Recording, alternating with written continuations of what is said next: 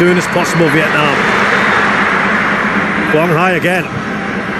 It's a delightful ball in. Oh, there is Manuel Beer.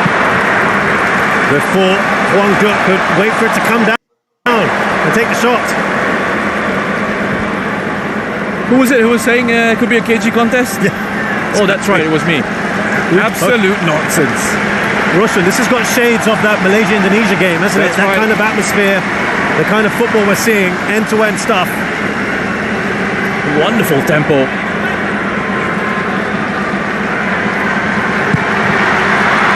Flicked across the goal.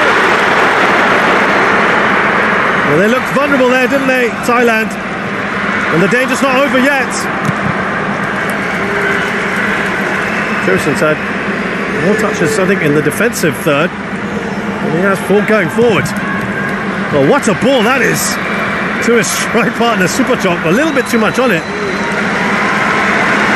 Vietnam come right back at Thailand. Quang Hai. He's come back onto this right-hand side, hasn't he? Yeah, just for the moment. Move back into a position where you normally see him try and get onto his left-hand side from these areas. Lovely touch. Control. Now, he's gone down right in front of the assistant, who didn't flinch at all, claiming there was a foul on him now.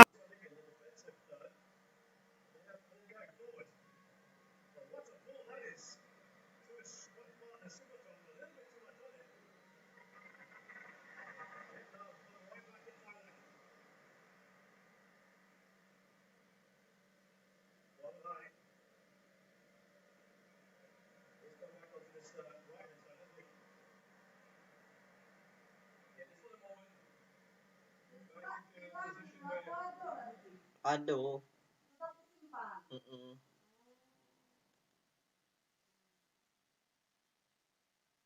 Anh nge-lag ya.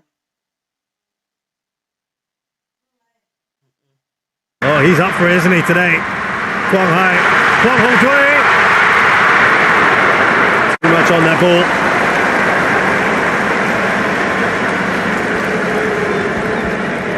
Now, you can see Mano Polking, by the way, just off your shot here. Here he is. He's still clarifying about, I think, the yellow card, the foul, a few things that might be on his mind. Yeah, I think he's looking to put a bit of pressure on the officials as well. He's trying to say, look, you said I stepped out of my technical area. Look at the Vietnamese bench. You know, have a look at them as well. I love it, you know, when coaches get involved. He charged into it. He charged from one technical area to the other. What I love about this is we're seeing it from Polking protecting his players. We've also seen it from Park Hang-seo. Yeah. And I've seen it in the World Cup qualifiers as well. And especially go back to this particular game against Malaysia, where he squared up to one of the Malaysian players after a late challenge. He gives no quarter, Park Hang-seo, and that's, I think, what's really endeared him as well to the Vietnamese people. Here is Pituat. You know, I'll tell you what it does as well for a player to see a coach having your back like that. You know, it really gives you a boost on the pitch. Yeah. You know that he's one of you. You know, he's part of the team, and you know, if anything happens, he's got your back. Now, he might be screaming at you in the locker room at halftime behind closed doors, but you know, publicly, you know, he's there to support you. Yeah, it was interesting in his final training session today. He did things a little bit differently. Talk about that in a minute here. Chapchai quick to the ball. The whole team gathered around the coach and his staff as they were analysing the style of play that they're going to use today. And they watched some analysis. But he addressed the team a little bit differently as they come forward with Kong Fong.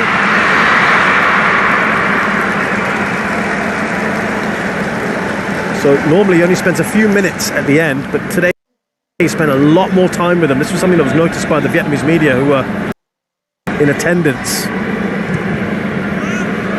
And I think Russia The difference is this is a tournament they're expected to win, unlike the World Cup qualifiers where they know they go in as the overwhelming underdog. Here, the overwhelming favourite. It's a very different mindset, isn't it? Yeah, it certainly is.